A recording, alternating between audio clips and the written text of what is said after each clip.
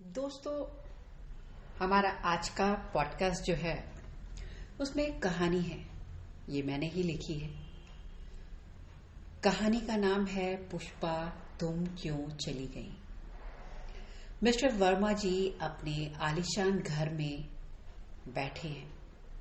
बड़ा सा टीवी लगा हुआ है जिसमें शायद कुछ समाचार चल रहा है या कुछ और न्यूज़ चल रही है, पर उनका ध्यान अपनी पत्नी के लगे हुए चित्र पर अटका हुआ है। वो सोच रहे हैं, कितने मन से तुमने ये घर बनवाया, घर का एक एक कोना अपनी मन पसंद के सामान से सजाया, पर जब घर बनकर तैयार हुआ कुछ समय तक ही तुम इस घर में रह पाई। बहुत जल्द ही परमात्मा के घर चली गई। तुम्हारे जाते ही जैसे इस घर की रौनक, खुशियां सभी कुछ चली गई। आज तुम इस घर में मौजूद नहीं हो। तुम्हारे पसंद का एक एक सामान जो तुमने इस घर को बड़े ही करीने से प्यार से सजाया है, सजा हुआ है। अब यह तस्वीर तुम्हारी यह भी सज गई है। तुमने कहा था जब घर बन जाएगा तो बड़े बेटे और छोटे बेटे दोनों को बुला लेंगे और अपने साथ ही रखेंगे। दोनों बेटे तुम्हारे जाने के बाद अपनी अपनी पत्नियों के साथ, अपने परिवार के साथ इस घर को छोड़कर चले गए। कहते हैं कि उनको तुम्हारे जाने के बाद यह घर रहने में बिल्कुल अच्छा नहीं लगता। हर समय माँ की याद आती रहती है। 6 कमरों के इस आलीशान कोठी में वीरानी छाई है। पूरा घर खाली पड़ा है। आज मेरा मन बहुत उदास और बेचैन हो रहा है।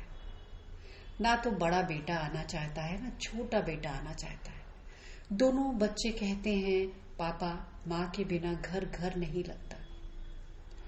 दोनों मुझसे कह रहे हैं, ये घर बेच दो और आकर हमारे पास हमारे साथ रहो।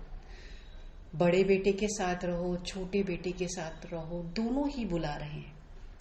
अब अगर उन्हें ये घर तुम्हारे बिना अच्छा नहीं लग रहा तो क्या मुझे अच्छा लग रहा है? मुझे भी अच्छा नहीं लग रहा। मैं कहाँ चला जाऊं?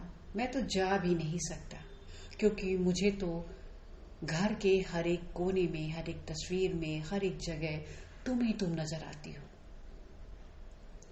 तुम्हारा प्यार से एक एक चीज खरीद कर इस घर को सजाना, तो मुझे तुम हर जगह दिखाई देती हो।